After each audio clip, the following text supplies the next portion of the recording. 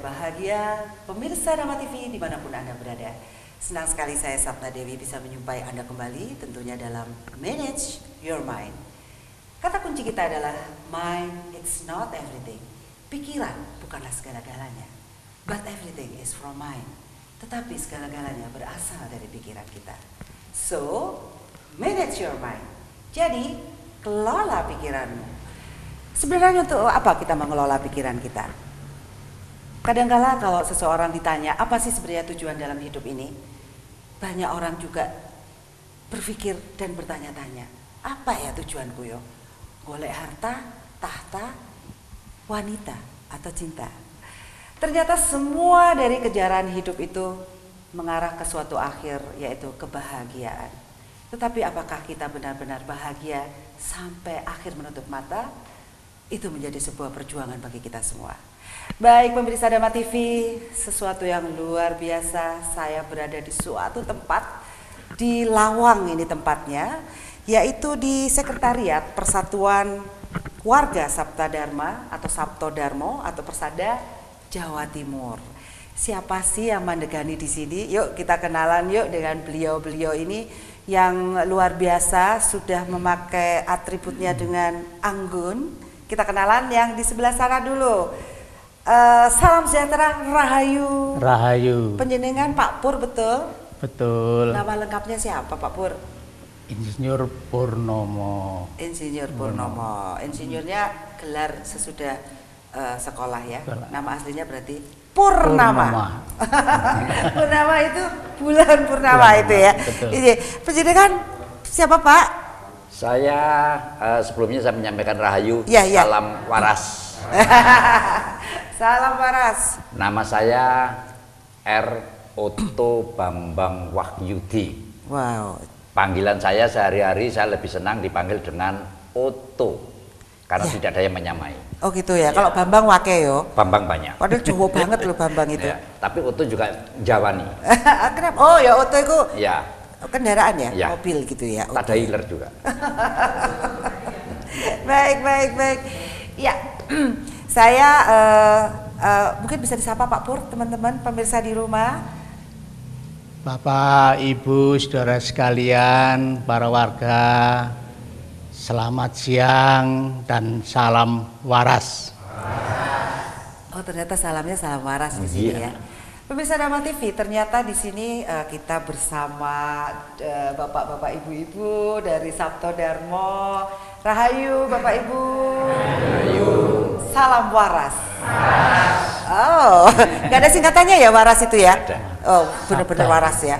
Sabta. Berarti kebalikannya adalah tidak waras. Baik, saya menuju ke Pak Pur dulu nih, Pak Pur. Ya. Pak Pur. Saya kepo nih kalau bahasa milenialnya, pengen tahu sebenarnya Sabto Darmo itu apa, didirikannya itu kapan ya, kenapa kok didirikannya namanya Sabto Darmo. Ini saya sebenarnya sudah mendengar sejak saya kecil loh tentang Sabto Darmo ini, bahkan mungkin jauh lebih lama lagi keberadaannya. Semoga Pak Pur. Terima kasih bahwa Sabto Darmo ini adalah wahyu. Oh iya. Wahyu dari Allah yang Maha Kuasa yang diturunkan di kota Kediri, kota Pari Kediri, yang menerima wahyu adalah Bowo Panuntun Agung Sri Gutomo. Almarhum beliau. Almarhum sekarang. Ya. Pada tanggal 27 Desember 1952. Oke. Dan ajarannya yang diterima wahyu itu pertama wahyu sujud, wahyu rajut, wahyu simbol pribadi manusia, Wara 7 sesanti, saudara 12, wasiat, tali rasa, aksara Jawa, dan menciptakan ajaran ini menjadi satria-satria utama. Wow. Yang punya tujuan Cih.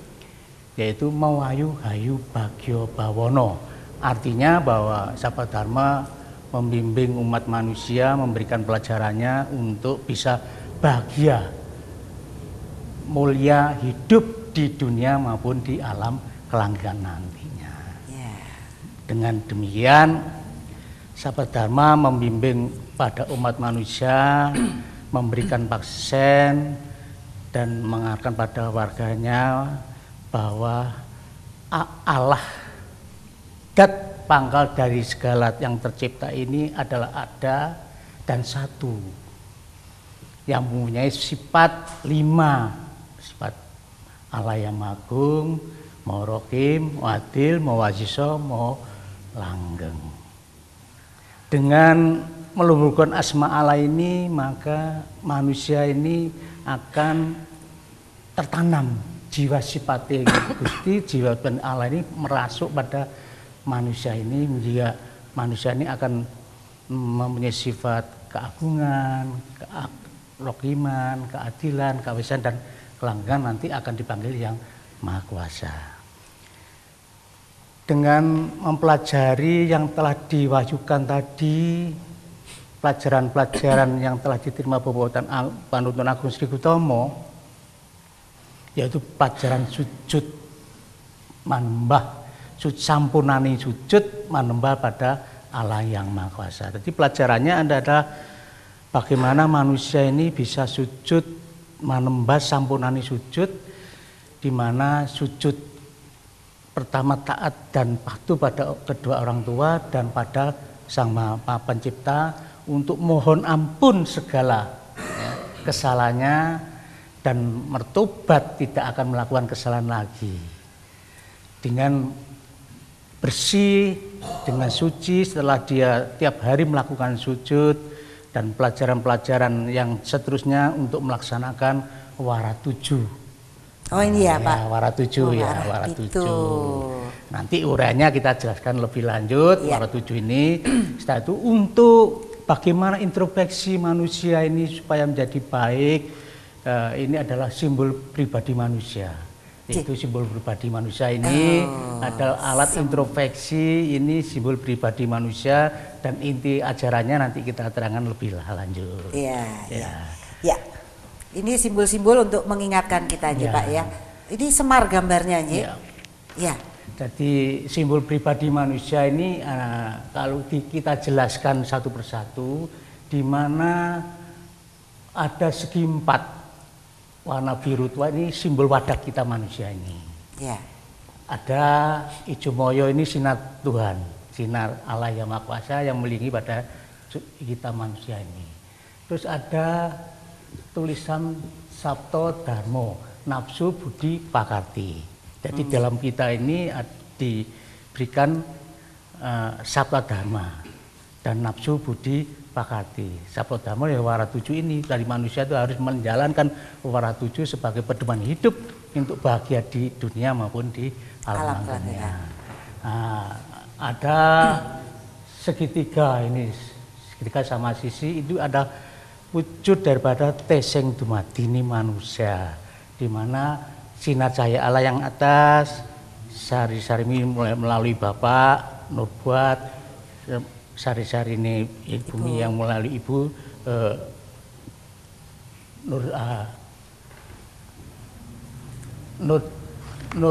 Nurbuat Ibu dari Bapak Nuroso dan Nur Cahyo yang atas. Jadi manusia ini akibat dari Nur Cahyo, Nur Buat, Nur Cahyo dari Bapak, Nur Buat dari Ibu, Nuroso. Dan Nur Cahyo dari Allah yang Maha Kuasa. Ya, mungkin Nur Buat, Nuroso dan Nur Cahyo. Ya. Sedangkan ini ada hitam, ada merah, ada kuning, ini simbol nafsu yang punya lubang, yaitu nafsu yang yang hitam itu ditutup, yang merah itu di talingan, yang kuning di mata, yang putih ini di hidung dan ubun-ubun. Dan itu ada nilai semar. Semar ini wujud perlambang sanepan dari sifat Allah itu sendiri. Semanding tanada sesemban kejaba Allah sawiji. Seman ya. Seman ngregem ning ngerebang keluhuran, ngregem keluhuran itu di mana tangan kiri ini itu ngregem di keluhuran di tali rosot toh itu di keluhuran di belakang tempat Banyu Portosari yang ada di belakang itu. Terus ada kampo limo, itu sifat menandakan sifat dari Allah, agung, rohim, adil, waiso, langgeng ini. Terus Semar ini ora lanang rawadon, kalau lanang dia bagaikan putri, punya titik besar, perut besar. Dia bukan wadon, tapi pakai lanang, pakai kunjung. Yaitu bahwa Semar ini adalah sanepan daripada roh suci kita atau sifat yang musuh kita. Ya. Wakil sifat Allah yang pada diri manusia. Ya. Itu sekilas, mungkin nanti orang jelasnya nanti kita jelaskan lebih lanjut. Ya. Baik, itu sekilas tentang Sabto Darmo, sejarahnya Inje, dan mungkin penjelasan singkat. Nanti kita akan bahas bagaimana Sabto Darmo dengan milenia. Saya mau tanya Pak Uto, bagaimana nih gerakannya? Baik, pemirsa Dharma TV, tentunya jangan kemana-mana, kita akan ketemu setelah satu ini. Baik, pemirsa Dharma TV, tentunya masih bersama saya Satna dan beserta Pak Pur dan Pak Uto dari Sabto Darmo di Sekretariat Jawa Timur, tepatnya berada di Kota Lawang yang lumayan dingin-dingin panas saat ini. Ya, Pak Uto, tadi sudah dijelaskan oleh Pak Pur tentang Sabto Darmo, terus kemudian saya lihat bahwa ini bahasanya bahasa Jawa semua, jadi ini sesuatu yang lahir memang benar-benar teko wong Jawa ya. Soko wong Jawa ini nggak pakai bahasa lain ini ya. Budidayanya kekuatan atau budinya memang berasal dari asli kita punya ya. Baik, Pak Uto, sebelum saya mau masuk ke yang akan kita bahas dari tujuan Sabto Darmo, tadi kan bahagia, tapi kan tidak semuanya juga serta-merta bahagia, makanya dibentuklah sebuah perkumpulan namanya Sabto Darmo. Ternyata isinya kan bukan orang bahagia, masih belum nih ceritanya. Bagaimana sih sebenarnya membuat orang-orang itu bahagia? Apa cukup dengan menghafal 7 ini, apa cukup dengan sujud, apakah perlu komunikasi silaturahmi seperti itu, Pak Uto? Saya ingin tahu jawabannya. Kegiatannya di sini apa, Pak? Baik, terima kasih. Sebelumnya saya ucapkan rahayu kepada semua warga Sabto Dharma dan penonton, pemirsa Dharma TV dimanapun berada. Yang pertama, kalau kita lihat memang di dalam ajaran Sabto Darmo itu tujuan akhir adalah untuk membentuk satu Satrio Utomo. Ya. Nah, Satrio Utomo itu yang bagaimana? Satrio Utomo itu bukan merupakan fisik seseorang secara fisik, tetapi merupakan satu sifat. Sifat seseorang yang mempunyai budi pekerti yang luhur. Ini. Bagaimana budi pekerti yang luhur? Nah, ini saya mengembalikan kepada tema juga. Sekaligus kepada tema. Manage your mind. Nah, manage your mind, sehingga semua warga Sabto Darmo dia akan bisa hidup bahagia manakala yang pertama dia sudah melaksanakan sujud, benar-benar sujud, hening. Ya, hening ini mempunyai 5 tujuan. Kalau 5 tujuan ini sudah bisa benar-benar diterapkan, maka keyakinan kita orang itu sudah tidak ada istilah stres dan sebagainya. Hening ini mempunyai 5 tujuan. Yang pertama adalah menerima perintah-perintah dari Yang Maha Kuasa. Kita bisa menerima. Dengan sujud kita bisa menerima. Ya. Ini. Karena sifat dari Sabto Darmo adalah satu kasunyatan. Kita bisa berkomunikasi dengan Allah Yang Maha Kuasa. Kita bisa berkomunikasi dengan Allah Yang Maha Adil dan sebagainya. Ya. Nyun sewu, saya potong sebentar. Iya. Stres itu apa sih sebenarnya? Nah, baru kita masuk ke situ deh, Pak. Stres itu sebenarnya adalah satu pemikiran, satu pikiran-pikiran yang membebani seseorang sebenarnya. Ya. Tetapi pembebanan ini tidak serta-merta mempunyai arti yang negatif. Ya.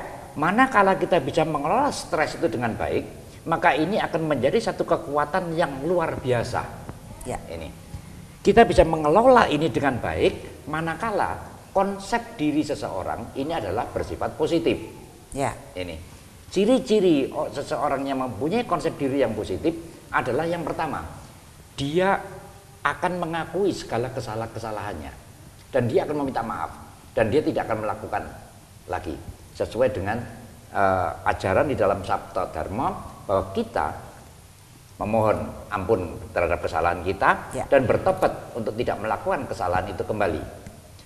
Kemudian yang kedua, ciri yang kedua, seorang yang mempunyai konsep diri yang positif adalah dia mau menerima kritikan dari orang lain dengan tidak malu-malu dia. Ya. Ini terbuka ya? Dia terbuka, dia sifatnya terbuka. Jadi dia akan bisa menjadikan seseorang yang mempunyai konsep diri yang positif, dia akan memiliki satu manusia yang selaras, serasi, dan seimbang. Artinya, manusia yang 3S ini adalah mereka yang open mind, open heart, and open mouth. Jadi antara pikiran, hati, dan mulut itu adalah selaras, sama. Jadi tidak ada antara pikiran, hati, dan mulut itu berbeda. Aku seneng karo kon, padahal di sini tuh dendamnya manggil kak karuan. Itu tidak ada. Iya. Ini. Nah, cara untuk bisa mengatasi ini adalah dengan hening, sujud. Di mana yang tadi ada tujuan yang pertama, tujuan yang kedua adalah kita bisa melihat leluhur kita, orang tua kita, nenek-nenek kita yang sudah meninggal, apakah beliau ini sudah diterima di sisi Allah? Ya. Ini yang kedua, tujuan pada waktu kita hening. Ya. Yang ketiga, kita bisa melihat tempat-tempat yang wingit. Ini. Untuk apa tuh Pak tempat-tempat wingit? Kalau kita sudah bisa melihat tempat-tempat yang wingit, maka kita bisa melakukan pangruatan. Kita ruat. Ruat itu artinya apa? Nah, ruat itu adalah agar mereka juga bisa kita meminta pengampunan kepada Allah, bahwa roh yang ada di sini kita memohon kepada Allah agar mereka juga diampuni. Dirawat gitu ya, dirawat. Sehingga antara manusia dan alam semesta ini bisa bersinergi, harmonis. Ya. Yang keempat, ini juga bisa kita dengan hening kita bisa melakukan, karena hening ini nanti sifatnya adalah menjadi satu sabda, sehingga kita akan bisa lebih berhati-hati di dalam tutur kata. Bijaksana dalam pembicaraan, kita tidak akan mengucapkan kata-kata yang kotor, kasar, kotor, negatif, dan sebagainya. Dan yang kelima adalah guna untuk melihat saudara-saudara kita yang jauh. Jadi kalau kita akan bepergian, misalnya kita akan melihat pada saudara kita, biasanya kita ada getaran. Dalam diri kita itu ada getaran. Saya mau pergi ke rumahnya Pak Breng misalnya ya. Pak Breng, Pak Brengos maksudnya? Enggak tahu Breng. Saya namanya Pak Breng. Saya masih teringat dia kalau sudah pakai kalungan ular Bu biasanya. Nah, ini. Siwa lah dia. Iya. Siwa, Mahasiwa, Mahadewa dia. Nah, ini di dalam diri ada satu getaran. Ya. Orang ini ada atau tidak? Tak telepon lah aku. Nah. Pak Breng, di mana Pak Breng? Ini satu contoh. Jadi, iya. Sehingga di dalam hening kita akan bisa memisahkan. Kalau seseorang sudah bisa memisahkan antara rasa dan pangrasa, maka inilah yang benar-benar akan bisa menjadi satu satrio yang utama. Ya, berarti satrio itu tidak harus pria ya? Tidak harus pria. Tidak harus pria satrio itu adalah merupakan satu sifat. Ya. Jadi wanita pun juga bisa menjadi. Ya. Satrianya kita dengan gentleman-nya orang sana beda ya Pak? Berbeda. Berbeda ya, kan ada bersikaplah kesatria gitu kan? Bersikaplah satria itu kan berbeda. Ya. Jadi satria utama ini adalah merupakan satu persepsi, dan ini kebetulan saya juga sudah menulis satu buku Bu. Menulis satu buku terkait dengan satria utama yang saya terjemahkan secara ilmiah, secara universal, bahwa ternyata ajaran Sabta Dharma ini ternyata sifatnya universal dan bisa diterima oleh semua orang meskipun dia itu bukan warga Sabta Dharma. Jadi semua rakyat, semua manusia harus bisa bertindak menjadi satria utama. Punjernya dari Sabta Dharma. Sehingga tidak mengherankan kalau Sabta Dharma sekarang sudah mulai merambah sampai ke luar negeri. Terakhir kita baru saja melakukan penjejeran tuntunan Sabta Dharma yang ada di Suriname. Ini baru yang Suriname soalnya Cik Mambu Jawa juga ya. Betul. Luar biasa ya, mereka rindu sekali itu. Bukan mambu sebenarnya Bu. Memang di sana banyak orang Jawanya sebenarnya. Kalau mambu tapi, itu mbak rada kemelondo-melondo bahasanya kadang ya. Itu. Ada campurannya jadi juga. Jadi itu sebenarnya. Ya. Terima kasih. Iya, waduh panjang lebar ini kayaknya sudah menutup acara kita deh. Soalnya sudah lengkap. Iya. Pak Oto. Jadi kalau saya bisa menangkap ini sesuatu yang asli dari budaya kita sendiri, tentunya balung sumsumi gini gitu ya. Sesuatu yang lahir dari kita sendiri, kita tinggal mengulik gitu ya. Nah, Pak Nyun Sewu, selama ini sepanjang ada di Sabto Dharma ini, apakah berapa persen sih sebenarnya persentase orang-orang yang stres, Pak? Terus kedua, apakah anak-anak muda juga bisa masuk ke sini? Kayaknya anak-anak muda untuk mengenal yang begini-begini, aduh aku gak ngerti ya. Gimana Pak untuk generasi mileniumnya, Pak? Ini secara kebetulan karena saya juga selaku litbang penelitian dan pengembangan Persada Pusat saya. Ini memang di dalam Sabto Dharma kita berharap bahwa kita sudah mulai melakukan satu pelatihan dan pembentukan remaja Sabto Dharma. Oke, ada regenerasi ya? Ada regenerasi, regenerasi. Jadi remaja Sabto Dharma ini adalah remaja-remaja yang generasi Y. Ya. Artinya generasi Y, bukan, kalau kita kan sudah generasi Z sudah. Iya, itu Y ya. Ya. Sekarang ada lagi generasi Z, generasi gadget, ya gitu loh Pak, Z gitu ya. Ini nih, jadi generasi Y yang menurut William Strauss ini generasi Y adalah mereka yang lahir antara tahun 1980 sampai 1990. Ini yang kita sebut dengan generasi milenial ini. Ya. Nah, dari sini sebenarnya kita mulai melakukan satu pelatihan. Ya. Sehingga kita sekarang sedang melakukan satu penelitian kembali berapa orang yang benar-benar bisa melaksanakan ajaran Sabto Dharma ini baik di dalam sujud dan perilaku sehari-harinya bagaimana. Mewujudkannya di dalam perilaku sehari-hari ya, itu yang terpenting sebenarnya ya. Ya. Sehingga sujud ini tidak hanya secara seremonial saja, secara rutin, tapi benar-benar kita hayati bagaimana upaya-upaya kita. Ya. Tidak sampai mari sujud terus habis itu tingkah lakunya enggak karuan. Nah, ini kan percuma dia habis mengucapkan tobat tapi kembali, namanya tomat itu. Tobat apa Pak? Habis tobat terus kumat, Bu. Habis tobat terus kumat. Ya. Masa jiwa satria itu tobat terus kumat itu? Itulah yang harus kita hindarkan. Betul. Itu yang jadi memang tujuannya melahirkan generasi-generasi yang berjiwa satria ya dengan melakukan ini. Dan salah satu upaya kita adalah dengan melakukan penggalian. Penggalian apa ini Pak? Penggalian itu penggaliannya jangan dijawab dulu Pak. Baik pemirsa Dharma TV, apa yang digali? Maka kita akan ketemu setelah satu ini, jangan kemana-mana. Baik pemirsa Dharma TV dimanapun Anda berada, tentunya Anda yang berada di Malang Raya, mungkin di Jombang, di Kediri, di Madiun, atau di seluruh dunia, karena kami memancarkan acara ini melalui streaming kami, dan itu bisa ditangkap oleh teman-teman di manapun Anda berada. Baik pemirsa Dharma TV, masih di Sabto Dharma Lawang, kami bertiga, Pak Pur dan Pak Uto, dan tentunya di tiga ini ada banyak sekali warga Sabto Dharma yang ingin bertanya. Nah, pertanyaan pertama ini coba Bapak kenalkan Pak siapa dan apa pertanyaannya. Kita akan di sesi tanya jawab. Ya. Nama saya adalah Budi Basuki. Pak Budi, monggo, apa pertanyaannya Pak Budi? Pertanyaan saya, kalau tadi dijelaskan tentang masalah pikiran, ada cahaya, juga ada rasa. Ya. Bagaimana pewujudan ada satu kalimat yang mengatakan bahwa pikiran itu alatnya rasa, jangan sampai rasa diperalat pikiran. Terima kasih. Ya, baik. Mungkin Pak Pur bisa menjawab pertanyaan ini. Terima kasih. Bahwa manusia ini hidup, ada urip tadi, yang mewakili adalah rasa. Dengan manusia ini juga dilengkapi dengan nafsu yang cerminnya punya akal, pikir, angan, batin tadi dalam nafsu. Itu nafsu ya. Ya. Sehingga jangan sampai urip ini yang asalnya dari Sang Maha Hidup, rasa tadi, diperalat oleh nafsu. Justrulah nafsu ini harus dikendalikan oleh rasa, dikelola oleh rasa. Ya, kira-kira Pak Budi bisa mencerna itu tadi jawabannya. Jadi Jangan sampai kita dikendalikan oleh nafsu kita, ya. Seperti itu ya Pak Pur.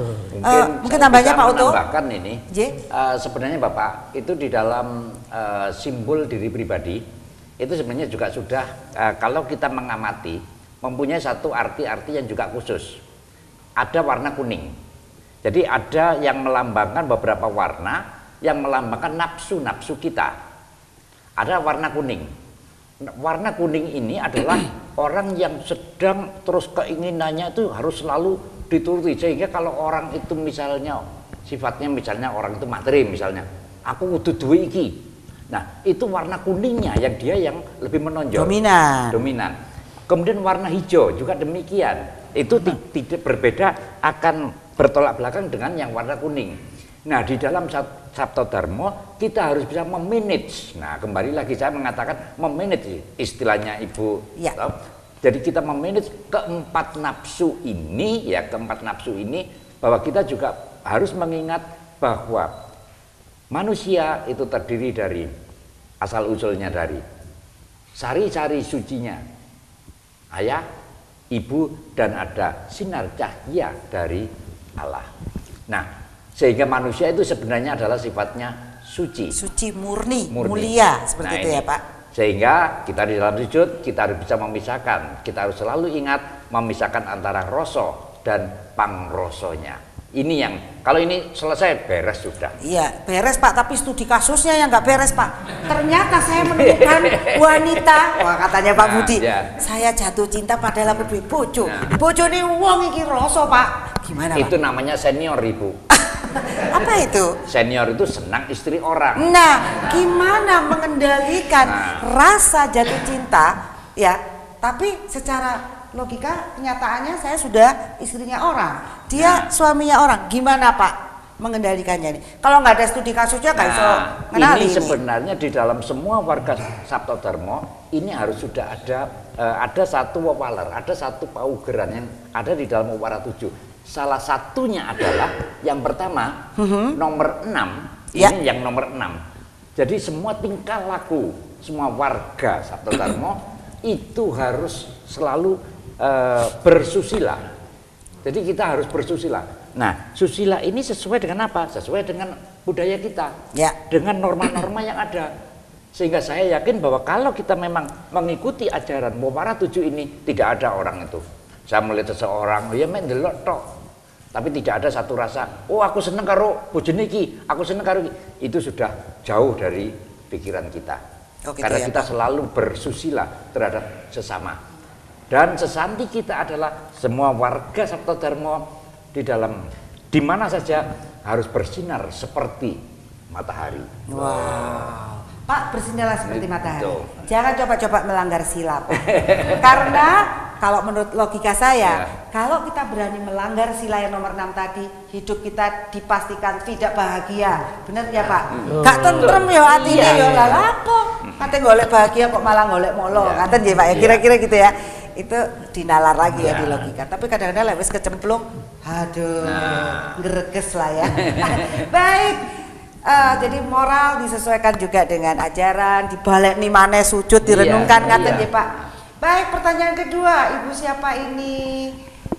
Terima kasih, saya ucapkan selamat siang, salam waras. Pertanyaan, sebutkan nama saya Ibu Bibit Samini. Saya dari warga Sabta Dharma Kota Batu. Pertanyaan kami tujukan kepada Bapak Uto. Pertanyaan saya Pak, manusia ada dua pembagian ya, jasmani dan rohani. Tentunya di dalam hidup kita tidak terlepas dari yang namanya stres, baik secara jasmani ataupun rohani. Pertanyaan saya Pak, bagaimana kita mengatasi stres yang dari jasmani dan rohani kita, dan tentunya kita juga bagaimana ikhtiar kita. Terima kasih.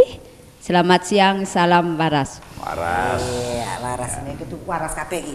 Pak Uto, tadi ada stres jasmani dan stres rohani. Nah, ini mungkin Bapak bisa jelasin satu-satu dulu nih. Jadi begini, Ibu. Jadi yang kita manusia itu kan memang terdiri dari dua unsur ya, ada jasmani, ada rohani.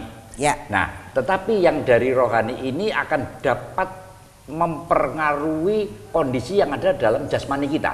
Betul. Satu contoh misalnya, kalau stres ini tidak bisa kita manage, tidak bisa kita kelola dengan baik, maka yang pertama akan menimbulkan apa? Tensi kita naik. Yo. Nah, kalau sudah tensi kita naik, apa yang kita rasakan? Jasmani kita toh. Nah, loro weteng. Nah, sakit mah gitu. Jangan pakai mah.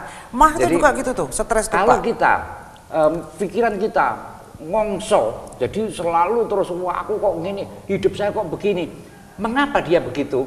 Karena yang pertama kita harus bisa memahami, saya kembalikan lagi pada pewarah yang ketujuh. Nah, baca lagi. Apa yang ketujuh? Nah, kalau keadaan ini tidak selamanya akan begini, akan berputar. Yang disebut kita hanyokrom, manggilingan. Iya. Nah, jadi kalau kita ada di bawah, posisi di bawah, biasanya stres itu posisi kita sedang ada di bawah. Ini, begitu kita ada di bawah, kita pasti biasanya kok gini ya, rasanya kok kayak gini, aku kudu ini. Nah, kalau ini tidak kita kelola, ini akan bisa berakibat pada jasmani kita. Nah, kalau sudah kita pada jasmani, ini yang kita sebut dengan stres yang arahnya berimplikasi kepada jasmani. Di mana stres itu sebenarnya asalnya dari pikiran kita. Yang tidak terkelola tadi. Tetapi akan bisa berakibat kepada jasmani. Ya. Saya pikir itu, Ibu. Ya, kira-kira Ibu Bibit, ya, mungkin Pak Pur mungkin mau menambahi. Gimana Pak Pur? Sebetulnya bagi warga Sahabat Dharma, ya, dengan stres rohani maupun jasmani, ya stres ini beban yang akan diterima oleh rohani kita dan jasmani kita. Jasmani akhirnya mendapat kita sakit dan rohani akan mendapat akhirnya akan gangguan jiwa. Kak waras malian ya Pak. Otomatis kalau stres berlanjut itu akhirnya seperti tidak akan waras. Iya betul. Iya Malia. Maka sebetulnya konsep dalam Sahabat Dharma dengan melaksanakan sujud yang benar, ya, dan yang bisa rasanya itu ayem tentrem, niscaya stres ini akan terkurangi dengan sendirinya. Ya. Mungkin dalam Sahabat Dharma sudah kalau benar-benar melaksanakan sujud dengan baik, wawaratudu dengan baik, akan terbebas dari stres. Dan sujudnya ini ya mesti ya apa yang dikodangkan oleh para leluhur sepuh, seperti dalam tembang. Sujud ini apa tuh? Sujud ini, sujud itu suatu laku sujud. Apakah samadhi atau apa Pak? Ini mungkin perlu perlu nanti sebenarnya sujud dalam agama Sahabat Dharma itu kita praktekkan sedakep salwu tunggal nutupi babon wasongo mandeng pucuk. Jadi kalau istilah lain itu ada yang mengatakan semedi. Kalau dalam Sahabat Dharma ini mengosongkan diri dan sujudnya bergerak dengan sendiri yang menggerakkan rasa kita dulu ya. Dan ucapan itu berucap sendiri, yang ucapan seperti mimpi. Mengucap dengan batinnya kita. Mohon ampun, kesalahan, mertobat, itu akan terucap dengan sendiri dan kesalahan itu akan kelihatan, akan dapat dipahami dari Yang Maha Kuasa. Gitu ya. Nah, seperti tembangan Bu. Sebentar, jangan nembang dulu karena di segmen berikutnya Pak Pur ke dapur nembang. Baik pemirsa Dharma TV, ingin tahu tembangnya apa? Jangan kemana-mana, kita akan kembali setelah yang satu ini. Baik pemirsa Dharma TV, tentunya masih bersama saya Sapna Dewi beserta dua narasumber kita yang luar biasa, Pak Pur dan Pak Uto di Sabto Dharma Pusat, yaitu di Kota Lawang saat ini. Baik pemirsa Dharma TV, ada dua pertanyaan lagi rupanya dari warga Sabto Dharma yang akan disampaikan. Monggo, siapa dulu ini yang ingin? Oh, ini sebutkan namanya Pak. Ya, langsung saja.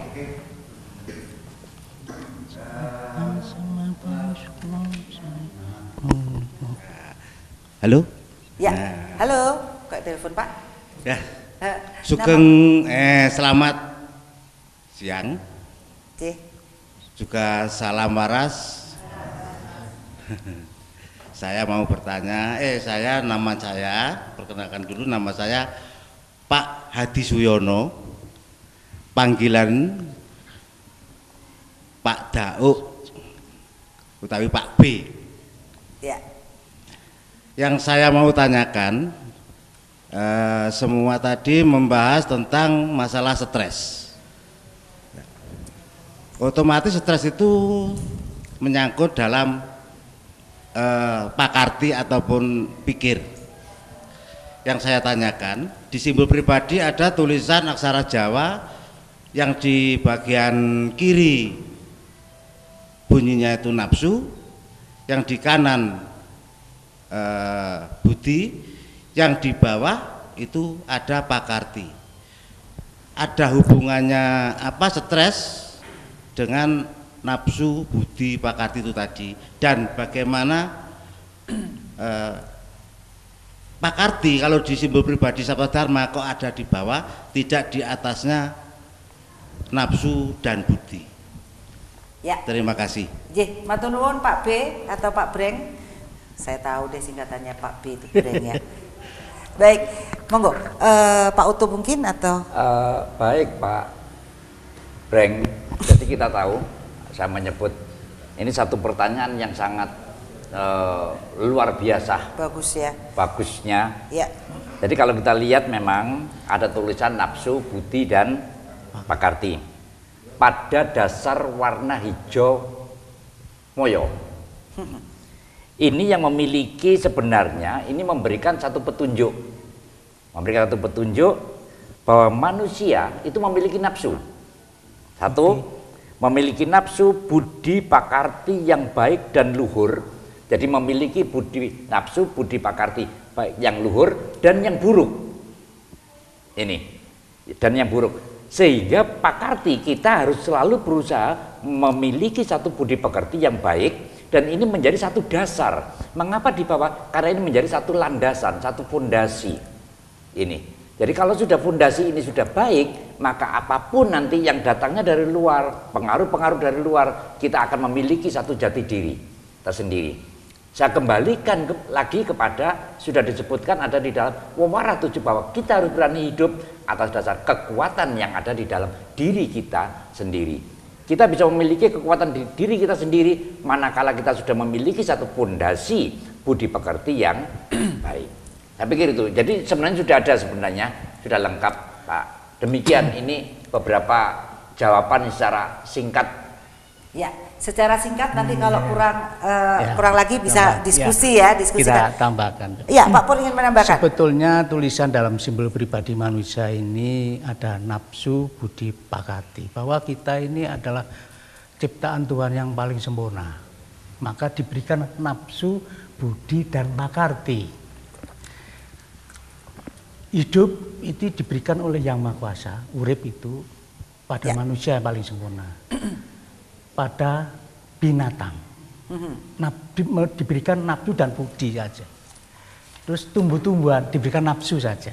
Nah penjelasannya nanti kita kalau menjelaskan secara rinci enggak nutut waktu. Belajarlah ke Sabta Dharma. Ini kan ini simbol manusia, bukan untuk binatang, bukan untuk tumbuh-tumbuhan, maka ada nafsu, budi dan pakarti. Ya. Yang dimaksud itu mengapa dibawa budi pakarti ini pada terletak dekat dengan dharma. Karena dharma itu budi pakartinya pada dharma yang baik. Sehingga sabta itu di atas menurut cahayanya. Pakarti itu artinya apa sih Pak? Pakarti ini Pak? Perilaku. Oh pakarti itu perilaku. Budi pakarti perilaku. Oke, nafsu itu sebenarnya sebagai bahan bakar ya, dia mendorong ya, sebagai pendorongnya ya. Kalau nafsu nih meneng kayak tanduran ngono, pokoknya cukul ngono ya, gitu ya Pak ya. Justru warnanya ada di nafsu, tapi lek gak dikendalikan, nubruk-nubruk liyane mungkin seperti itu ya Pak. Maka diperlukan juga budi tadi. Budi itu yang berasal dari diri kita ya, sesuatu. Berusaha. Oke. Pakarti yang baik. Ya. Kira-kira Pak Breng, cukup Pak Breng? Cukup ya, nanti kalau mau tanya lagi bisa diskusi lebih dalam ya. Baik, pertanyaan kedua nih. Monggo Pak, perkenalkan dirinya Pak, dari mana penjenengan? Nama saya Suyoto dari Lawang. Untuk pertama-tama kami mengucapkan Pamuji Rahayu dan salam waras. Salam waras. Tadi kita menyimak dari Pak Putu atau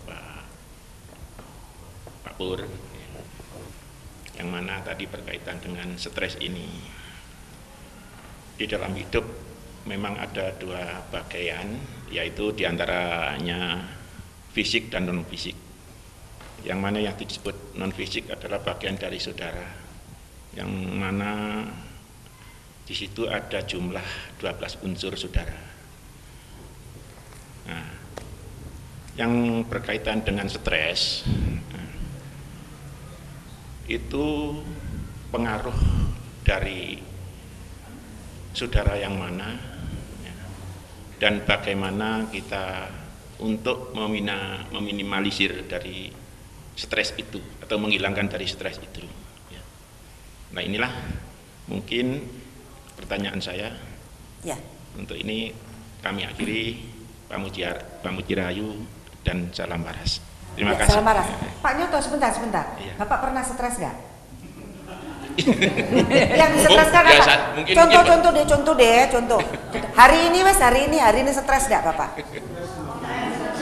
Lo orang kan macam ya, stres macet, katanya ngeterno itu, aduh, wah anaknya ujian, turun beras, lo ya macam-macam ya.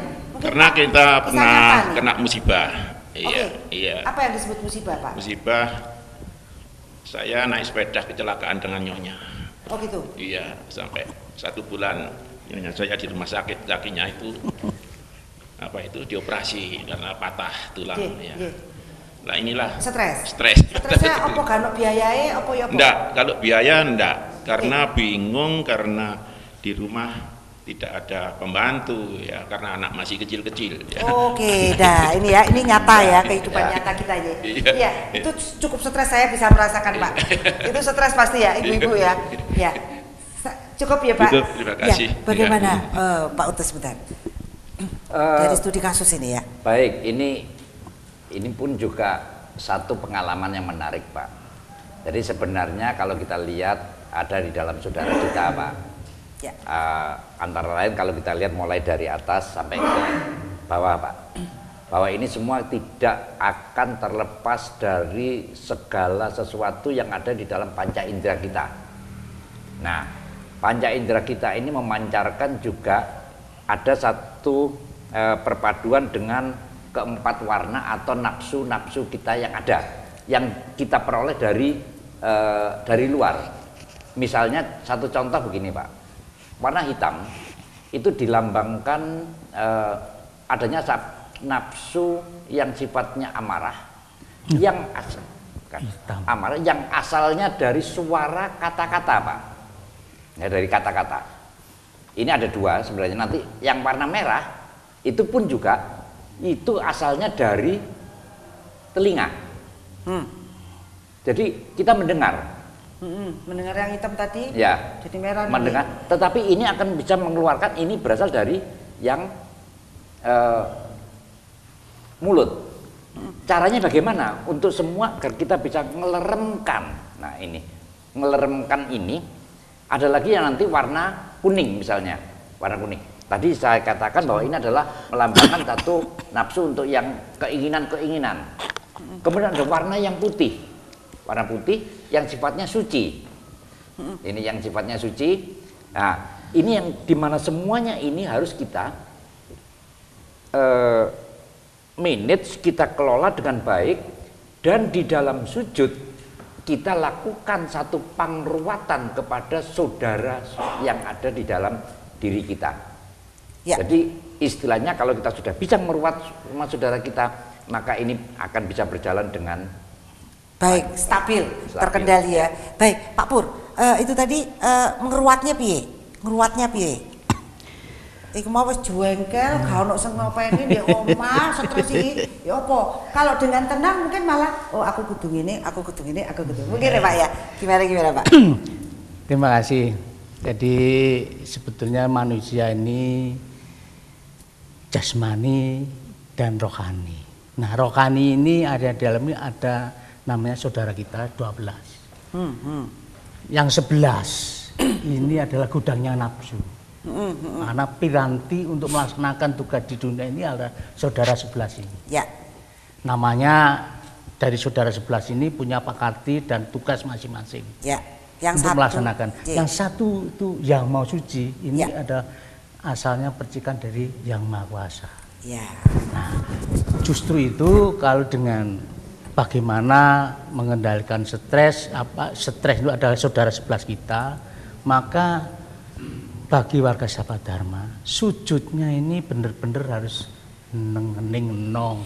Artinya benar-benar harus sudah 4 trap. Ya, Ini sudah disampaikan dalam Suluk Dalang, sudah dititipkan dalam Suluk Dalang. Oh iya. Baik. Berarti memang harus ada proses ya Pak. Ada proses. Tidak serta-merta ya.